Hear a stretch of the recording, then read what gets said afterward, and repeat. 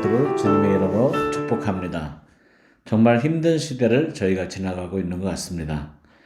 2020년 한 해도 코로나로 인해서 온 세계가 몸서리쳤는데 2021년 올 한 해도 이 코로나의 몸살은 끝나지가 않는 것 같습니다. 특별히 제가 앉아있는 이 인도 땅은 지금 현재 전 세계 코로나 확산의 진원지가 되어서 가장 많은 확진자가 날마다 나오고 있습니다. 이런 상황 속에서 저는 심각하게 하나님은 정말 우리를 보호하시는 하나님이신가, 지켜주시는 하나님이신가 라는 것에 대해서 고민하고 또 하나님 앞에서 기도할 수밖에 없었습니다. 여러분, 정말 하나님은 우리를 지켜주시는 하나님이신가요? 시편 23편 기자의 고백을 듣습니다. 시편 23편에 여호와는 나의 목자시니 내게 부족함이 없으리로다. 그가 나를 푸른 초장에 누이시며 쉴만한 물가로 인도하시는도다. 아멘. 그는 여기까지 이렇게 고백합니다. 내가 사망의 음침한 골짜기를 다닐지라도 그 해를 두려워하지 않을 것은 주께서 나와 함께 하심이라. 아멘. 네, 얼마나 멋진 말씀입니까? 사망의 음침한 골짜기를 다닐지라도 그 해를 두려워할 것이 없다고 말하고 있습니다. 실제적으로 제가 이전 영상에도 잠깐 언급했지만 지난 1년간 저는 인도 전역을 말씀드리는 건 아닙니다. 저희 지역, 저희가 함께 기도하고 또 저희가 세워가고 있는 저희 교회들 안에서 한 130개 정도 교회가 저희 안에 가정교회까지 있습니다. 그 교회들 가운데 목회자 가정, 한 가정만 잠시 아주 약하게 코로나를 걸렸을 뿐이고 그 많은 성도 중에 단 한 명도 코로나를 걸린 일이 없습니다. 그리고 한 지역은 그 마을, 사면의 마을이 다 코로나가 확산돼서 다 봉쇄가 됐는데 저희 교회가 있는 그 지역만 코로나 확진자가 한 명도 나오지 않아서 신문에까지 나온 사건이 있습니다. 이러한 간증을 들으면 와, 정말 하나님께서는 우리를 지키시는구나. 마치 바로를 하나님께서 심판하실 때 하나님께서 이스라엘 백성이 있었던 고센 땅만은 특별히 구별하셔서 아무런 해를 받지 않게 하셨던 것처럼 지금도 하나님이 우리를 지키시는구나. 이렇게 우리가 믿고 또 기대하게 됩니다. 하지만 우리의 이런 기대를 또 산산조각나게 하는 정반대의 뉴스도 많습니다. 당연히 저희 지역은 그렇지만 인도 전역이나 전 세계적으로 많은 목사님들이, 성도님들이 코로나를 걸렸고 그 중에는 세상을 떠나신 분도 있습니다. 그런 경우에는 저희가 간증한 이 내용이 그분들에게는 전혀 어울리지 않는 간증이 될 것입니다.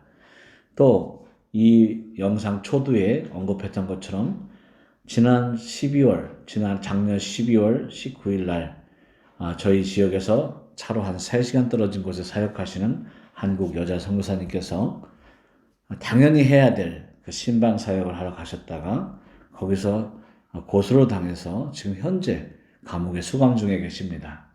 백방으로 노력을 했지만 풀려나질 못하고 계십니다. 어떻게 하나님께서 당신 나라에 복음을 전하기 위해서 애쓰는 이 정말 딱한 당신의 여종을 감옥에 있게 하시지? 우리가 어쩌면 의문을 붙일 수도 있습니다. 더구나 어제는 저희에게 참 슬픈 날이었습니다. 왜냐하면 바로 그 근처에 또 열심히 사역하시는 젊은 선교사님께서 코로나가 걸리셔서 주님 품에 가셨습니다. 아마 지난주까지만 해도 상상을 못했을 것입니다. 갑자기 그런 일이 벌어졌습니다. 얼마나 놀랍고 그 가족들은 충격을 받았을까. 제가 그걸 생각하면서 오늘 하루도 사실 거의 우울한 마음으로 그저 주님 앞에 기도만 하면서 시간을 보냈습니다. 이런 상황을 보면 시편 23편의 시편 기자의 고백은 이상하게 맞지 않는 것 같습니다. 정말 그대로 되는 것 같지는 않습니다. 사망의 음침한 골짜기에 가는데 주께서 정말 100% 지켜주지는 않는 것 같다라는 생각이 들게 하는 사건들입니다. 정말 어쩌면 우리에게 멘붕이 올 수도 있습니다. 주님은 정말 항상 보호해 주지는 않으시는 건가? 모든 사람을 보호해 주는 건 아니시는 건가? 내 안전은 내가 직접 챙겨야 되는가? 이런 의문들, 우리에게 아마 이 코로나 시대에 더더욱 강하게 될 것입니다. 여러분은 무엇을 선택하겠습니까? 하나님의 보호하심을 선택하시겠습니까? 아니면 주님은 우리가 예측불능하니까 내 안전은 내가 챙기겠다 하고서 여러분 자신의 걸음을 선택하시겠습니까? 오늘 말씀을 통해서 여러분 그 확증을, 그 결정을 해보시기 바랍니다. 저는 시편 121편 4절 말씀을 먼저 같이 읽고 싶습니다. 이스라엘을 지키시는 자는 졸지도 아니하고 주무시지도 아니하시리로다. 아멘. 우리 하나님은 졸지도 않으시고 주무시지도 않으시는 하나님이십니다. 우리 하나님은 절대 방심하거나 아니면 그분께서 실수하셨기 때문에 어떤 일이 일어나게 하시는 분이 아니십니다. 우리 하나님은 우리보다 더 깨워서 24시간 우리의 머리털까지도 다 세고 관여하시고 보호하시는 분이십니다. 이사야 59편 1절 말씀에 여호와의 손이 짧아 구원치 못하심도 아니요 귀가 둔하여 듣지 못하심도 아니니라. 아멘. 하나님의 손이 짧은 것도 아니고 귀가 어두우신 것도 절대 아닙니다. 하나님께서는 분명하게 우리를 구원하실 수 있고 또 우리의 모든 사정을 들으시는 하나님이십니다. 아멘. 이 말씀을 근거로 저는 주님 앞에서 이 두 선교사님의 사건을 아픈 마음으로 묵상했습니다. 하나님, 이게 그러면 이분들에게 일어난 일은 제가 어떻게 해석해야 됩니까?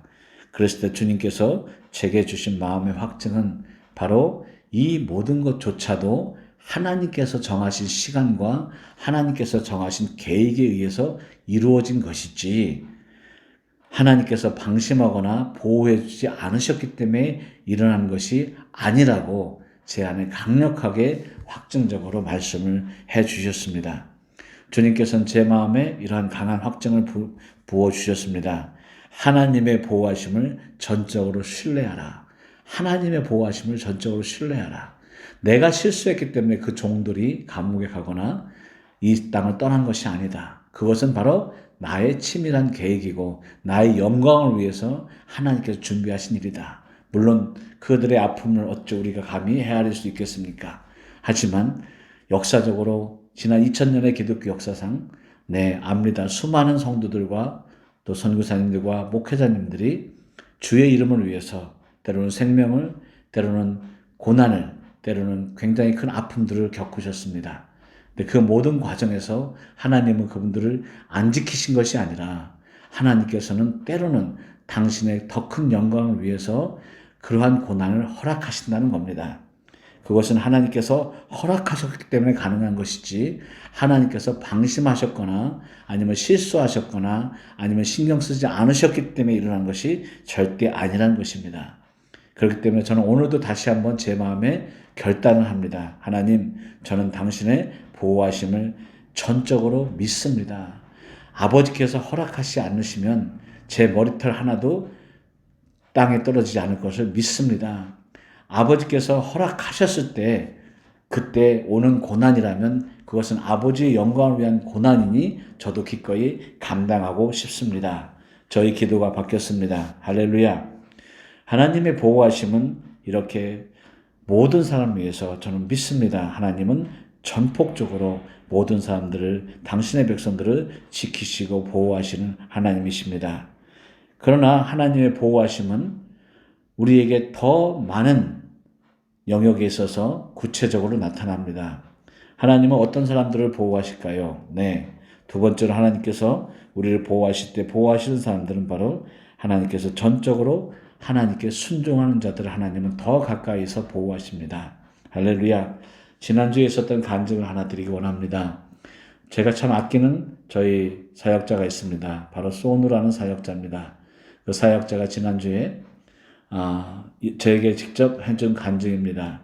자기 교회에 당 수치가 420에 올라가는 자매가 왔답니다.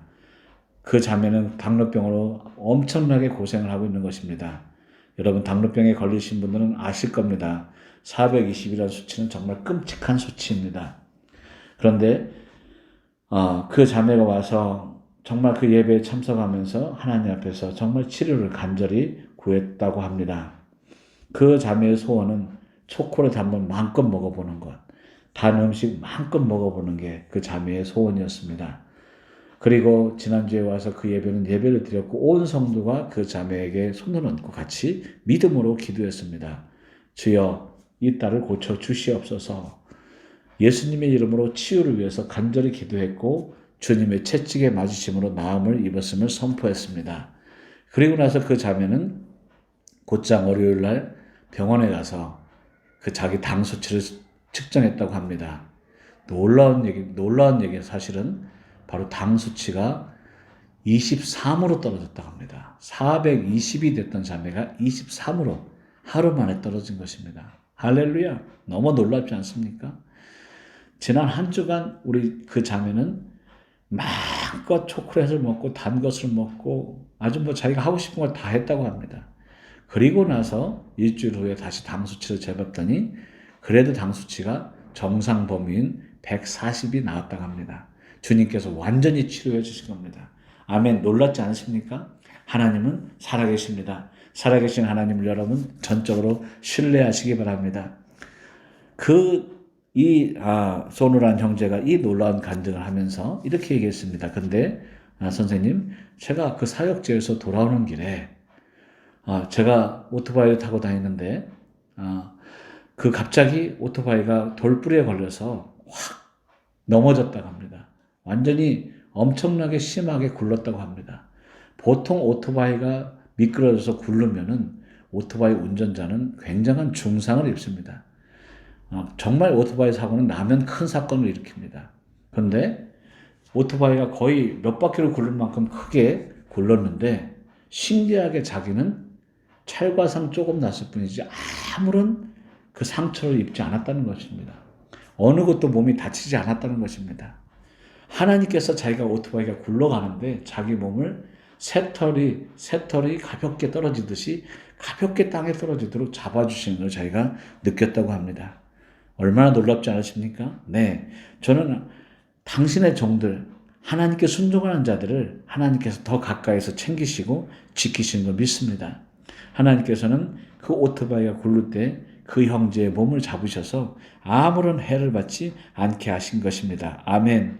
네, 하나님께서는 정말 그를 신뢰하는 자들, 특별히 주님의 말씀에 순종하는 자들, 그 뜻에 순종하고 나아가는 자들에게 전적으로 함께 하시는 믿으시기 바랍니다. 그래서 마태복음 28장 19, 20절에 보라 세상 끝날까지 내가 너희와 항상 함께 있으리라 말씀하셨습니다. 하지만 이 말씀은 누구에게 하신 말씀입니까? 네, 모든 족속에게 제자를 삼으려고 가는 그 당신의 제자들에게 하신 말씀입니다. 지금도 마찬가지입니다. 하나님께서는 하나님의 말씀에 순종하고 나아가는 그 자들에게 더 친근하게 세상 끝날까지 함께 하신 걸 믿으시기 바랍니다. 세 번째로 주님은 당신을 전적으로 신뢰하는 자에게 가까이 하시는 분임을 믿으시기 바랍니다. 아멘. 성경에 이르되 누구든지 저를 믿는 자는 부끄러움을 당하지 아니하리라. 아멘. 로마서 10장 11절 말씀입니다. 저를 믿는 자는, 저를 신뢰하는 자는, 저를 의지하는 자는 절대 부끄러움을 당하지 않게 하신다고 분명하게 주님은 약속하고 계십니다. 요한복음 14장 1절 말씀, 너희는 마음에 근심하지 말라. 하나님을 믿으니 곧 나를 믿으라. 요한복음 16장 33절 말씀, 이것을 너희에게 이름은 너희로 내 안에서 평안을 누리게 하려 함이니라. 세상에서 너희가 환난을 당하나 담대하라. 내가 세상을 이기었노라 하시니라. 아멘. 주님은 분명하게 약속하고 계십니다. 저를 믿는 자에게 결단코 부끄러움을 당하지 않게 하시겠다고. 아멘. 주님께서는 지금도 주님을 100% 신뢰하기로 작정하는 자에게, 날마다 주님 앞에 100% 신뢰의 고백을 드리는 자에게 저는 확신합니다. 결코 부끄러움을 당한 일이 일어나지 않게 하실 걸 믿습니다. 여러분 하나님을 믿는 그 마음에 있어서 전적인 결단을 하시기 바랍니다. 아무리 우리의 눈에 때로는 이해가 안 되는 상황이 있다 하더라도 그것은 하나님의 부주의나 하나님의 능력 없으심이나 하나님의 사랑 없으심이 아닙니다. 하나님은 우리를 모든 순간에 전폭적으로 의지할 만한, 충분하게 신뢰할 만한 하나님이십니다. 그분은 저를 의지하는 자에게 100% 지켜주시고 보호하시며 결코 부끄러움을 당하지 않게 하시는 하나님이십니다. 제 마지막으로 선교지 초기에 간증 하나 하고 마치고 싶습니다. 제가 선교지를 나가기 위해서 비행기를 탔는데 저희 주머니에는 단돈 10만 원밖에 없었습니다. 하나님께서 여러 가지 와야 될 돈이 안 오고 또 약속들이 이행되지 않게 하시면서 이상하게 제가 비행기 탔을 때 주머니에 10만 원밖에 없었습니다. 10만 원만 갖고 선교지 간 선교사 많지 않을 겁니다. 그 중에 하나가 저입니다. 그래도 전 선교지에 도착해서 한국에서 올 후원비를 좀 신뢰했습니다. 그래도 후원비가 오면 살만하겠지. 그런데 첫 달이 지나도 후원비가 한 푼도 오지 않았습니다. 두 달이 지나도 한 푼도 오지 않았습니다. 석 달이 지나도 한 푼도 오지 않았습니다. 저는 정말 하나님께 불평을 많이 했습니다. 아니, 극심한 낙심에 빠졌다고 하는 표현이 맞을 것입니다. 하나님께서 나를 선교사를 부른 게 맞는가? 라는 의심까지 들었습니다. 그런데 그때 저를 지도했던 그 미국 선교사님이 아침 큐티를 하는데 이런 고백을 했습니다. 히브리서 11장 6절 말씀을 통해서 하나님께서 찾으신 자는 저가 계신 것과 자기를 찾는 자에게 상 주시는 이심을 믿어야 할지니라. 그 말씀을 통하여서 이렇게 말씀하셨습니다. 하나님이 살아계신 걸 믿으세요. 그리고 그 하나님은 너무도 좋은 하나님이신 걸 믿으세요. 그 말은 저의 심장을 뚫고 들어왔고 저는 그 순간 하나님 앞에 결단했습니다. 주님, 제가 지금 10만 원밖에 없게 된 것은 하나님의 살아계신 결과인 걸 믿습니다. 하나님께서 그렇게 하신 걸 믿습니다. 그리고 제 주머니에 10만 원밖에 없는 것은 주님이 너무도 좋으시기 때문에 그 좋으신 하나님께서 너무 좋은 걸 주기 위한 과정인 걸 믿습니다. 제가 하나님의 살아계심과 그분의 좋으심을 믿고 선포하고 하나님을 굳게 잡았습니다. 놀라운 기적이 일어났습니다. 상상할 수 없는 일이 일어났습니다. 선교지에서 선교지 영혼들이 저를 전혀 모르는 상황인데 저한테 헌금을 하고 저희들에게 먹을 걸 사다 주기 시작했습니다. 어느 누구에게도 제가 돈이 없다는 얘기 한 적이 없습니다. 저희 집 앞에 장을 봐서 먹을 것을 걸어놓고 가곤 했습니다. 제가 상상할 수 없는 일이었습니다. 때로는 교회 예배 끝나고 나올 때 저희가 그때 훈련받는 기간이었는데 저희 아들 손에 무언가 쥐어주고 가는데 보면은 저희가 일주일 먹을 수 있는 그런 액수의 돈을 현지인들이 주곤 했습니다. 정말 상상하지 못한 일이 벌어졌습니다. 그리고 하나님께서는 점차 하나님께서 후원의 길들을 열어주시면서 저희들의 필요를 채워주셨는데 그때 주님께서는 아주 강하게 저한테 이렇게 말씀하셨습니다. 봤니? 선교사는 누가 먹이니? 내가 먹이는 거야. 누가 후원해 주는 거니? 내가 후원해 주는 거야. 너는 한국에 있는 교회와 사람들을 신뢰했지. 그들을 신뢰하면 너는 선교사로 오래 살지 못할 거야. 너는 나를 신뢰해야 된다. 나는 너의 평생 너를 먹이고 책임질 것이다. 선교사를 먹이는 자는 나니라. 하나님께서 그것을 아주 강하게 그때 각인시켜 주셨습니다. 그때부터 저는 엄청난 영적 재산을 얻었기 때문에 그 재산을 붙잡고서 지금까지 22년간 단 한 번도 물질적으로 누구에게 요청하거나 고개를 내밀어 본 일이 없습니다. 그런데도 하나님께서는요, 지금까지 저희에게 저희가 한 번도 부족하다는 느낌이 들지 않도록 항상 차고 넘치게 채워주셨습니다. 무엇을 얘기하는 겁니까? 네, 하나님께서는 실제 살아계십니다. 실제 보호하십니다. 실제 지켜주십니다. 누구한테요? 당신을 전적으로 신뢰하는 자에게. 말씀을 마치고 싶습니다. 여러분, 코로나 때문에 걱정 많으시죠? 경제적으로 어려워서 걱정 많으시죠? 하여튼 여러 가지 걱정이 많으실 겁니다. 그러나 저와 같이 한번 그냥 믿음으로 결단해보지 않으시겠습니까? 그럼에도 불구하고 하나님, 저는 당신을 신뢰하겠습니다. 그럼에도 불구하고 하나님, 저는 전적으로 당신을 의지하겠습니다. 당신의 보호를 믿겠습니다. 저의 모든 것을 하나님께서 지키시고 보호하시고 책임지시고 이끄실 걸 믿습니다. 하나님은 당신을 전적으로 신뢰하는 자에게 결코 부끄러움을 당하지 않게 하실 것입니다. 이 고백을 날마다 해보시기 바랍니다. 아침에 눈을 뜰 때마다 하나님, 저는 당신을 전적으로 신뢰합니다. 이 고백을 아침마다 해보시기 바랍니다. 기적을 보실 겁니다. 부끄러움을 당치 않게 하시는 하나님의 놀라운 역사를 보게 되실 것입니다. 할렐루야.